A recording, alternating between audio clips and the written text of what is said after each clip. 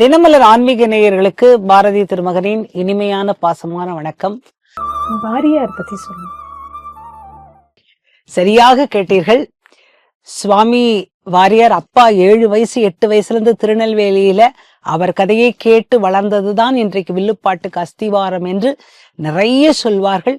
எங்களுடைய வாழ்க்கையிலே நீங்கள் கேட்ட ஒரு கேள்விக்கு இன்னொரு பதிலையும் அடியேன் சேர்த்து வைத்து சொல்லிவிடுகிறேன். கிட்டத்தட்ட 50 ஆண்டு காலமாக 40 ஆண்டு காலமாக நாங்கள் வில்லிசையில் இருக்கும்போது ஒரு நாள் சுவாமி கேட்டார்கள், என்ன தெரியுமா, சுப்பு பொண்ணுக்கு இன்னும் கல்யாணம் பார்க்கலையா என்று கேட்டார்கள். சுவாமி, உங்க உத்தரவு எங்களோட இதுல கிடைக்க மாட்டேங்கிறது, கவலைப்படாத, பாரதியோட பாட்டை காப்பாத்துறா மாதிரி நான் பார்க்கிறேன் என்று சொல்லி அவர் பார்த்த டாக்டர் எஸ் திருமகன் அவர்கள்தான் இன்றைக்கு எனக்கு ஆமாம்போடும் மாப்பிள்ளையாக இருந்து ஒரு கல்லூரி முதல்வராகவும் இருக்கிறார்.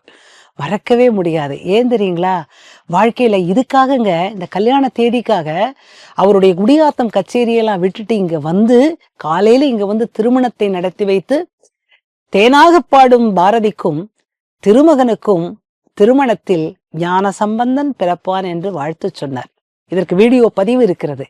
எங்களுக்கு பிறந்தது ஒரே குழந்தைதான், கலைமகன் தான். வாரியார் மடியில போட்டு அவர் நல்ல விபூதி பூசி கலைமகனே பல்லாண்டு வாழ்க என்று மயிலாப்பூர் கபாலீஸ்வரர் கோயில கலைமகன் பிறந்த உடனே செய்தது மறக்க முடியாது. அற்புதமான மகான். எங்களுக்கு இன்னொரு பாக்கியம் என்ன தெரியுமா, அவருடைய வரலாற்றை நாங்கள் வில்லிசையாக பாடி அவருக்கு ஆராரோ பாடிய புண்ணியம் இருக்கிறது இல்லையா. ஆராரோ கிருபானந்தம் ஆரோ, ரொம்ப ரசிப்பாருங்க.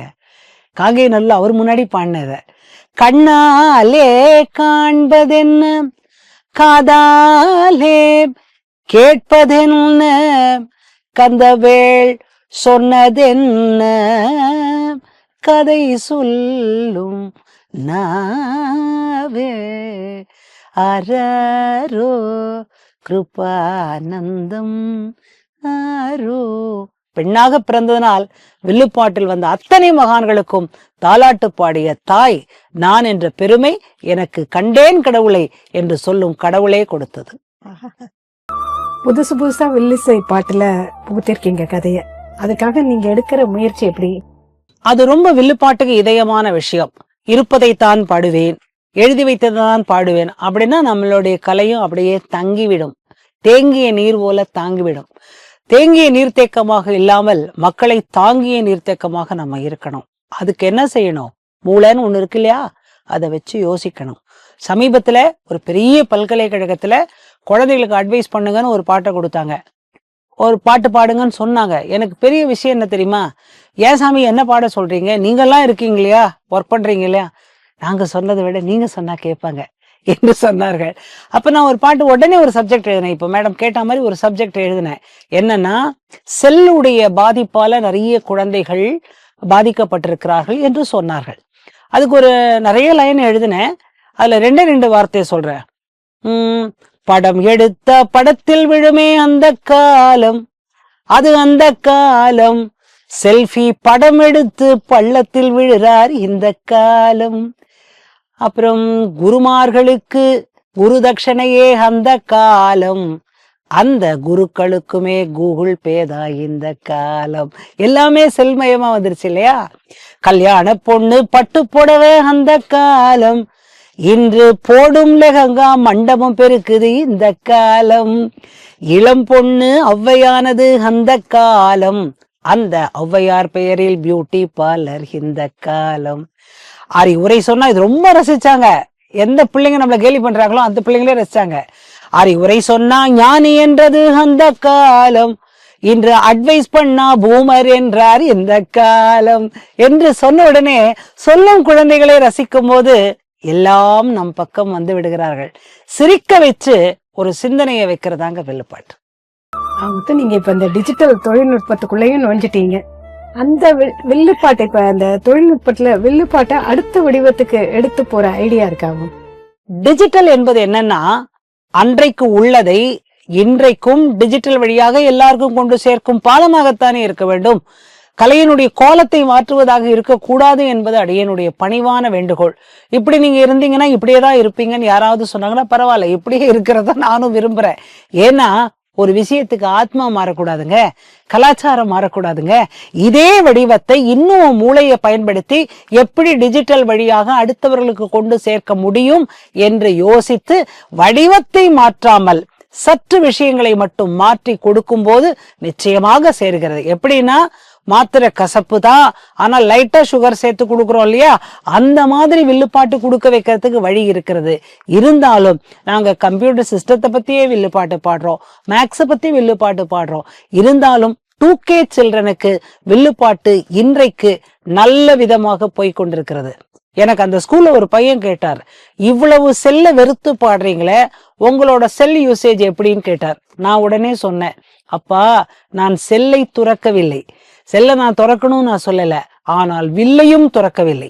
என்னுடைய தொழிலுக்கு முதலிடமும் இன்பத்துக்கு அடுத்த இடமும் கொடுக்கும்போது அந்த தொழிலும் டிஜிட்டல் வழியாக மக்களை தொடரும் என்பது என்னுடைய கணிப்பாக இருக்கிறது. ஆக விஞ்ஞானம் என்பது தொழில் முறையை மாற்றுவதல்ல, மெஞ்ஞானம் மெஞ்ஞானம்தான், விஞ்ஞானம் விஞ்ஞானம்தான். கடவுளிடம் மயக்கம் தேவை, விஞ்ஞானத்தில் இயக்கம் மட்டும் தேவை. அவ்வளவுதான் டிஜிட்டல். தெய்வம் மனுஷ ரூபேன்னு சொல்வா. நீங்க நிகழ்ந்து பரவசப்பட்ட தருணம் ரொம்ப நிறைய இருக்கு. ஒரு 2 பேரை மட்டும் நான் சொல்றேன். என்னுடைய தாயார் ஒரு தீவிரமான நோயால் பாதிக்கப்பட்டார்கள். அந்த நோயால் பாதிக்கப்பட்ட போது உண்மையிலேயே எல்லா விஷயத்திலும் ஆதரவு கொடுத்து எங்களுக்கு அன்போடு இருந்து செய்த 2 மருத்துவர்களை தெய்வம் மனுஷ ரூபேன என்று சொல்ற வார்த்தைக்கு உதாரணமாக கொள்கிறோம். ஒன்று டாக்டர் ராம் பிரபாகர் சார், சிம்ஸ் மருத்துவமனையிலே பணி செய்கிறார். இன்றைக்கும் எங்கள் குடும்ப மருத்துவர் அவர்தான். அதே போல என் தாயாருடைய உயிரை காப்பாற்றி கொடுத்தவர் டாக்டர் ராஜா சுந்தரம் அவர்கள் புற்றுநோய் துறையிலே மிகச்சிறந்த ஒரு அற்புதமான டாக்டர். மறக்கவே முடியாது. இந்த 2 பேரும் எங்கள் குடும்பம். அவர் சொன்ன வார்த்தை என்ன தெரியுமா? இப்ப நீங்க டிஜிட்டல்னு சொன்னீங்களே, அம்மாக்கு இந்த மாதிரி கஷ்டம் இருக்குன்னு நாங்க கொண்டு போகும்போது டைனோரா டிவியில 2 பின்னல் போட்டுக்கிட்டு கவுன் போட்டுக்கிட்டு வில்லுப்பாட்டா பார்த்த பாரதியோட அம்மாவான்னு கேட்டார். இதை விட என்ன வேணாம்? என்ன ஒரு சந்தோஷம். இப்படி கேட்டு இன்றைக்கும் என் தாயாருக்கு அவரும் சரி இவரும் சரி. ஆக கஷ்டத்தில் வந்து உதவிய மருத்துவர்கள் இருக்கிறார்கள் அல்லவா? நான் எதற்காக சொல்றேன் என்றா, அவர்கள் எல்லாருக்குமே அன்பாதாக இருக்கிறார்கள். ஆனால் எங்களிடம் இருந்த அன்பு என்னால் மறக்க முடியவில்லை. அதற்கு தினவலர் வழியாக நன்றி சொல்லுகிறேன். அப்பா சொல்லுவாங்க அடிக்கடி, மருத்துவர்கள் என்பவர்கள் 2வது கடவுள் என்று சொல்வார்கள். அப்பா சொல்லுவாங்க. ஆக கண்டேன் கடவுளை இல்லையா? இன்றைக்கும் நாங்கள் அந்த 2 டாக்டர் ராம் பிரபாகர், டாக்டர் ராஜா சுந்தரம் இருவரையும் கடவுளாக மதித்து பல்லாண்டுகள் வாழ வேண்டும் என்று உங்கள் சார்பாகவும், இப்படி உங்களுக்கு ஒவ்வொரு சம்பவம் இருக்கும், ஒவ்வொரு மருத்துவர் இருப்பார்கள். எல்லோருக்கும் நல்லது செய்த உள்ளங்களை நன்றியோடு நினைப்பதே நமது பாரத கலாச்சாரம். உங்க இல்லமே வில்லிசையில இருக்கு. அப்பா, ஹஸ்பண்ட், இப்ப பையன். நிச்சயமாமா இந்த கேள்வி, இதுவரைக்கும் உள்ள கேள்வியை வரலாற்றை பதிவு செய்தேன், இப்போது என் வாழ்வை பதிவு செய்கிறேன். எப்படி என்றால், எனக்கு கிடைத்த கணவர் நான் என்றைக்கும் மனதிலே நன்றி சொல்ல வேண்டிய 2வது அப்பா. இப்படித்தான் நான் சொல்வேன். ஏனால் ஒரு கலைத்துறை என்றாலேங்க நிறைய கஷ்டம் இருக்கும். என்ன கஷ்டம் இருக்குன்னா, கொஞ்சம் கரெக்டா கண்டிப்பா நம்ம இருந்து பண்ணும்போது கூப்பிடுறவங்க, கூப்பிடாதவங்க, கூப்பிடாதவங்க, கூப்பிடாம கூப்பிடுறவங்க, எவ்வளவோ நிகழ்ச்சிகளை ஏற்ற இறக்கம். சரிகமபாத நீசா மரிதனே சனி தப மகரி சாரகுணா அவரகுணா மாதிரி இருந்துகிட்டே தான் இருக்கும். ஆனா நான் ரொம்ப சென்சிட்டிவ். அந்த நேரத்திலே கொஞ்சம் தளருவேன். ஆனால் கைப்பிடித்து ஊக்கம் கொடுத்து யாருக்கும் தளராதே, நான் பின்னாலே இருக்கிறேன் என்று சொல்லி பானை பிடித்தவர் பாக்கியசாலியாக என்னோடு பயணிக்கிறாரே, அவர் டாக்டர் எஸ் திருமகன் அவர்கள், முன்னாள் தேர்வாணையர் இந்த மெட்ராஸ் யூனிவர்சிட்டிக்கு. அப்படி ஒரு பதவியில இருந்தவர். தற்போதும் ஒரு பெரிய பல்கலைக்கழகத்திலே பெரிய பணியிலே இருக்கிறார். இதெல்லாம் நான் ஏன் சொல்லுகிறேன்னா, நான் கூட காமெடியா சொல்வேன், காலையிலே கல்லூரி கோட்டுக்காரர், மாலையிலே என்னோடு பாட்டுக்காரர், மொத்தத்திலே நல்ல வீட்டுக்காரர் என்று சொல்வேன். இதை ரசிப்பவர்கள், வாழ்த்துபவர்கள் கூடிக்கொண்டே இருக்கிறார்கள். அதுதானே உங்கள் மனம், எங்களுக்கு ஆசை. ஏன் அவர்கிட்ட சொல்றேன்னா, நான் தளர்ச்சி அடையும் போதுதான் அவருடைய அன்பை நாடுவேன். கொஞ்சம் தைரியமா இருக்கும்போது தைரியமா வந்துருவேன். ஆனால் இன்றைக்கும் ஊக்கமாக இருந்து பாட்டு. இன்னொன்னும் சொல்றேங்க, சந்தோஷமான செய்தி. அவங்க அப்பாவை நான் பார்த்ததில்லை. தாயார் திருமதி கோதை சீனிவாசன் அவர்கள் எங்கள் மேல ரொம்ப அன்பு கொண்டவர்கள், எங்களுடைய வில்லிசையை வாழ்த்தியவர்கள். இன்னைக்கு எங்க அப்பா இருந்த வரைக்கும் திருமகன் மருமகனாக இல்லை, மற்றொரு மகனாக இருந்து பார்த்தது எல்லோருக்கும் தெரியும். அதனால் இன்றைக்கும் எங்க அம்மா கிட்ட அம்மானு தான் கூப்பிடுவார். ஆக எனக்கு கிடைத்த கணவன் வாரியார் சுவாமியால் எங்களுக்கு கிடைத்த நல்ல வரம், எங்கள் குடும்பத்துக்கு பெரிய வரம். பிடிக்க வந்த கரம் வரமானது கடவுளுடைய ஆசீர்வாதத்தால் தான். அத்தனை பெரிய பணிகளோடையும் வில்லிசைக்கு வருகின்றாரே, அது ஒரு மகிழ்ச்சி. நல்லா பாடுவார், நல்லா பேசுவார், நல்லா ஆமாம் போடுவார். பையன், அதாவது கலைமகனை நாங்க கொண்டு வந்தது கொஞ்சம் போட்டியில தான் கொண்டு வந்தோம். எப்படின்னா, நான் சொன்னேன், ஐயோ நான் பட்ட கஷ்டம் போதாதா இந்த வாழ்க்கையில, அது வேறையா, அவனை நல்லா படிக்க வச்சு அப்படி இப்படின்னு கூட நான் சொன்னது உண்டுங்க, உண்மையை ஒத்துக்கிறேன். ஆனால் அவர் இசைத்தாகத்தோடு வளர்ந்த என் குடும்பத்தில் என்னுடைய இசைத்தாகத்துக்கு நேரம் இல்லாமல் போய்விட்டது. அதனால் என் மகன் கலைமகனாகத்தான் வர வேண்டும் என்று, கலைத்துறைத்தான் வாழ்க்கையாக வேண்டும் என்று சொன்னது அவர்தான். நான் செகண்ட் தான். ஆனால் இன்றைக்கு கலைமகன் எங்கள் இருவரையும் நிறைவு செய்து சிறந்த கர்நாடக வித்வானாக இருக்கிறார். தமிழிசை கச்சேரிகள் செய்கிறார், லைட் டிவோஷனல்ஸ், கிளாசிக்கல் டிவோஷனல் செய்கிறார். எங்கள் வில்லுப்பாட்டில் பிரதான கலைஞராக இருக்கிறார். டிஜிட்டல் வழியாக மக்களை நெருங்குவதில் அவர் ஒரு பிரதானமான முக்கியமான மனிதராக இருக்கிறார். நல்ல ஒரு ஆசிரியராகவும் இருக்கிறார். எல்லாமே கிடைத்தது சுவாமி வாரியாரின் ஆசீர்வாதம், மகாபெரியவாளின் ஆசீர்வாதம், சுப்பு ஆறுமுகத்தின் ஆசீர்வாதம், சொந்தங்களே, தினமலர் பந்தங்களே, உங்களின் ஆசீர்வாதம் என்று சொல்லி இந்த வில்லிசை குடும்பம் என்றைக்கும் வாழ்ந்து கொண்டிருப்பதை விட என்றைக்கும் மக்களை வாழ வைப்பதைத்தான் விரும்புகின்றது. அதனால் உங்கள் ஆசையால் நிச்சயமாக நாங்களும் வாழ்வோம் என்று சொல்கிறேன். நன்றியோடு நிறைவு செய்கின்றேன். டான்ஸ், பாட்டு அப்படின்னு எந்த ஒரு ஃபீல்டு எடுத்தாலும் அதுல நிறைய இப்ப குவிஞ்சிருக்காங்க. ஒருத்தரை பார்க்கறதுக்கு 10 பேர் இருக்காங்க. ஆனா வில்லுப்பாட்டுக்குள்ள அந்த மாதிரியான ஒரு குரூப் இல்லையே. ஏதோ உங்களை மாதிரி 1-2 பேர் கூட சொல்ல முடியலையே, அது ஏன் மேம்? ரொம்ப ஒரு தமிழ்த்தாயின் மகளாகி இந்த கேள்வி கேட்டிருக்கீங்க. எனக்கும் இந்த கவலை உண்டுங்க. ஏன்னா இந்த வில்லுப்பாட்டை நாங்க வளர்க்க வைக்கிறதுக்கு அவ்வளோ முறை செய்யறோம், மாணவர்களை தேடுகிறோம். நம்முடைய தமிழ்நாடு அரசு பல்கலைக்கழகத்துல கூட இது ஒரு பல்கலைக்கழகத்துல பாடமாக கூட வைத்திருக்கிறோம். இத்தனை ஏற்றங்கள் இருந்தும் மாணவர்கள் கம்மியாக இருக்கிறார்கள் என்றால் அதுக்கு 2-3 காரணம் இருக்கு. நான் ரொம்ப மனம் வெளிப்படையாக சொல்கிறேன். காரணம் என்னவென்றால், வில்லுப்பாட்டை வைத்து நாங்கள் வாழ்ந்ததை விட வில்லுப்பாட்டை வாழ வைத்தோம் அப்படின்னு தான் சொல்லணும். இந்த நோக்கத்துல மாணவர்கள் வருவார்களா, இந்த நோக்கத்துல மற்ற குழுக்கள் இருப்பார்களா என்பது எனக்கு கொஞ்சம் சந்தேகம். காரணம் என்னன்னா, நிறைய சம்பாதிக்க முடியாது. முதல் செய்தி சொல்லிடுறேன், நிறைய சம்பாதிக்க முடியாது. ஆனா பெரியவா தொட்ட வில்லுப்பாட்டை நாங்க வச்சுக்கிட்டு இருக்கோம், இன்னும் விடல அப்படிங்கிற ஒரு மூடு எங்களுக்குள்ள இருக்கு இல்லையா? அந்த மாதிரி எல்லாரும் இந்த கலையை வாழ வைக்கணும்னு வரணும். இன்னொன்னு, கஷ்டப்பட்டு நல்லா படிச்சு தகுதியோட செய்ய வந்தாதாங்க. இன்றைக்கும் பல இடங்களில் செய்து கொண்டுதான் வருகிறார்கள்.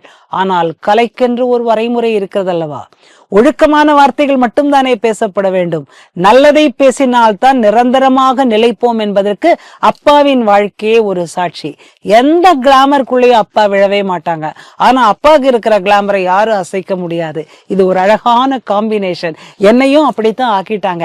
ஆனால் இந்த வில்லிசை குழுக்கள் வருவதற்கு நாங்கள் தயாராக இருக்கிறோம். வந்து கற்றுக்கொண்டால் நாங்கள் சொல்லித் தருகிறோம். Subbu Arumugam fine art centre என்று ஒன்று நடக்கிறது. வில்லுப்பாட்டை சொல்லித் தருகிறோம். பயன்படுத்திய பல இசை பல்கலைக்கழகங்களும் உண்டு, பல இசை நிறுவனங்களும் உண்டு. அதனால் வில்லுப்பாட்டின் தரம் உயர நீங்கள் சொன்னது போல ஒரு குழு என்றால் 10 குழு வருவதற்கு குழுவை தயாரிக்க நாங்கள் தயாராக இருக்கின்றோம். மாணவர்களே வந்து சேருங்கள் என்பதை அன்பாக வேண்டிக் கொள்கிறேன். இந்த வில்லுப்பாட்டு வாத்தியத்தை பத்தி கொஞ்சம். வில்லுப்பாட்டுல இருக்கிற வாத்தியங்களே ரொம்ப ஒரு இன்ட்ரெஸ்டிங்கான வாத்தியங்கள்.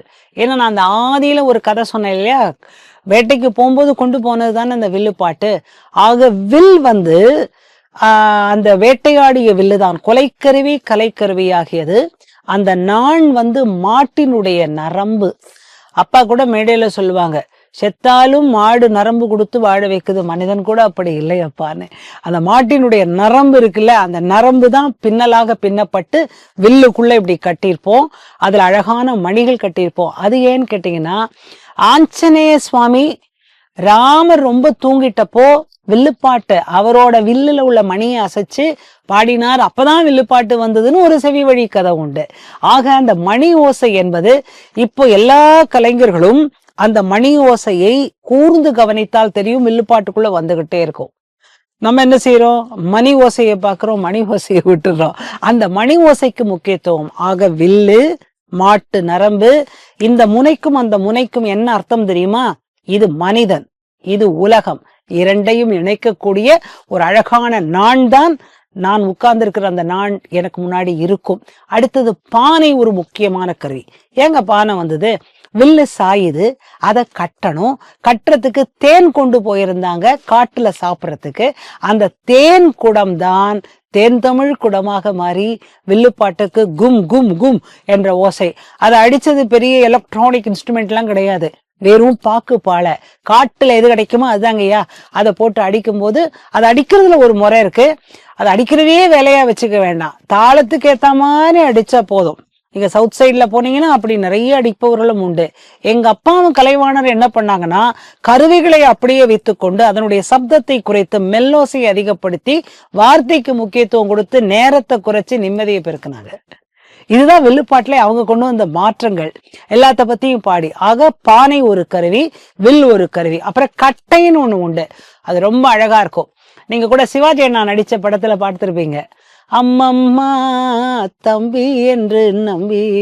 அதுல டக்கடக்கன்னு நடிப்பார் தெரியுமா? அதுதான் கட்டை வாத்தியம். அந்த கட்டை வாத்தியம் வில்லுப்பாட்டுக்கு ரொம்ப முக்கியம். வில்லு, பானை, கட்டை எல்லாத்துக்கும் இணையா ஒரு முக்கியம். அதுதான் உடுக்கு. சிவன் கையிலே இருந்த உடுக்கு. தமிழ் தமிழ் தமிழ் என்று வந்த உடுக்கு ரொம்ப முக்கியம். ஏன்னா அம்பாளை பாட பிறந்தது. மாயசக்கி வவுர் பசிக்கு கும்பி கொதிக்கி கோடல் துடிக்கி அன்னம் போடமா நீ என்னை பாரம்மா. இந்த வில்லுப்பாட்டு பாடிய இந்த புலவனுக்கு எதுக தெரியாது, மோன தெரியாது, ஆனாலும் வருதே, அதுதான் வரம். அவன் பாடும்போது எசக்கிக்கு உடுக்கடிச்சு பாடுவான். ஆக அந்த உடுக்கும் ரொம்ப முக்கியமான கருவி. இதெல்லாம் போல ஹார்மோனியம் கலைவாணர் காலத்துல வந்தது. அப்புறம் தபேலா எங்க காலத்துல வந்தது. காரணம் மெல்லோசைக்காக தான். பம்பை உரிமை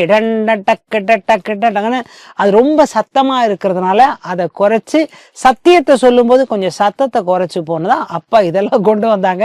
சோ ஸ்ருதியோடு பாழும் பழக்கத்தை கலைவாணர் கொண்டு வந்தார். மெல்லோசையை என் தந்தையார் கொண்டு வந்தார். எல்லாவற்றையும் வைத்துக்கொண்டு இனிய ஓசையிலே கல்வியையும் சொல்லலாம், கலையையும் சொல்லலாம், வேற்று மொழியிலும் வில்லுப்பாட்டு பாடலாம் என்று கொண்டு வந்தது உங்கள் ஆசையால் அடியேன் என்ற பெருமையும் சொல்லி, அத்தனை கருவிகளிலும் மாற்றவில்லை, அதனோட ஓசை அப்படியே இருக்கிறது. முடிந்தால் புதிது 2-3 சேர்த்திருக்கிறோம். சற்று தாமதமானாலும் 2026க்கான வாழ்த்துக்களை அடியேன் சொல்லிக் கொள்கிறேன். காரணம், வில்லுப்பாட்டு வாழ்த்தும் கலை என்பது, கண்டேன் கடவுளை என்பது ரொம்ப அருமையான தலைப்பு. காரணம் என்ன தெரியுங்களா? அந்த கண்டேன்னு சொல்லும் பொழுது முதல்ல பாசிட்டிவிட்டி, பார்த்துட்டோம் அப்படிங்கிற ஒரு பாசிட்டிவிட்டி. அதான ராமாயணத்துல யூஸ் பண்ணார், கண்டேன் சீதையை. சீதையைன்னு சொன்னா சொல்றதுக்குள்ள ராமன் விழுந்துருவானோன்னு சீதையை கண்டேன்னு சொல்ல, கண்டேன் சீதையை என்று சொன்னார்கள். அவ்வளோ ஒரு பாசிட்டிவான வார்த்தை அது. அந்த பாசிட்டிவான வார்த்தைக்குள்ள இவ்வளவு நேரம் தினமலர் ஆன்மீக நேயர்களுக்காக நாங்கள் எப்படி கடவுளை தொழிலாக கண்டோம், எப்படி மனிதர்களை கடவுளாக கண்டோம், எப்படி நிஜமாகவே மகான்களை கடவுளாக கண்டோம், எப்படி கடவுளை தரிசனம் செய்தோம் என்றெல்லாம் பேச வைத்த தினமலர் நிறுவனத்திற்கு அனைத்து அதிகாரிகளுக்கும் என்னுடைய பாசமான நன்றியை தெரிவித்துக் கொள்கிறேன். வில்லிசை வாழ்ந்து கொண்டே இருக்கும், இது சத்தியம். ஏன் தெரியுமா? தொட்டது மகா பெரியவர், அதை நாங்கள் விடவே மாட்டோம், தொடர்ந்து கொண்டே இருப்போம். என்னுடைய அன்பு வேண்டுகோள், எல்லா இசை கச்சேரிகளிலும் எல்லா நிறுவனங்களும் வில்லிசையை பயன்படுத்தினால் மகாபெரியவரின் ஆசி கண்டிப்பாக நம் எல்லோருக்கும் கிடைக்கும். அடுத்த தலைமுறையும் திரும்புவது எங்களாலும் இல்லை, மக்களாலும் இல்லை, நிறுவனங்களே உங்களால் தான். அப்படி ஒரு விழிப்புணர்வை கொடுத்த தினமலர் வாழியவே என்று வாழ்த்துகிறேன். வாழியவே பல்லாண்டு காலம் தினமலர் நிறுவனம், அஞ்செழுத்து மந்திரம் பல்லாண்டு பல்லாண்டு வாழியவே. கண்டேன் கடவுளை நிகழ்ச்சி தயாரித்த அன்புள்ளங்கள் எல்லாரும் வாழியவே. நன்றி, வணக்கம், ஜெய்ஹிந்த்.